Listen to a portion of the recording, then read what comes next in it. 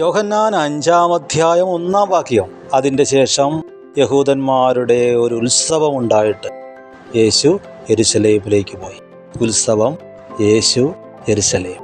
ഇന്നത്തെ കാലത്ത് നമ്മൾ പറഞ്ഞാൽ ഉത്സവം, യേശു, സഭായോഗം.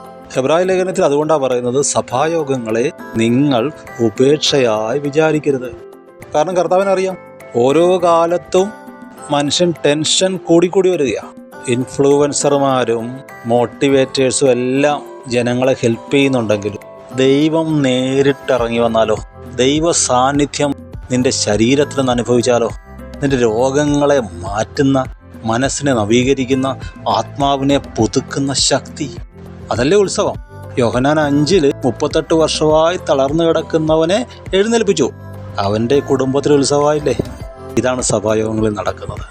പഴയ നിയമത്തിൽ നമ്മൾ കാണുന്നു, പ്രവാചകൻ്റെ അടുക്കെ വന്നിട്ട് അവർ ചോദിക്കുകയാണ്, ഞങ്ങൾ 4-ാം മാസത്തിലെയും 5-ാം മാസത്തിലെയും 7-ാം മാസത്തിലെയും 10-ാം മാസത്തിലെയും ഉപവാസം കരഞ്ഞുകൊണ്ട് ഉപവസിക്കണോ?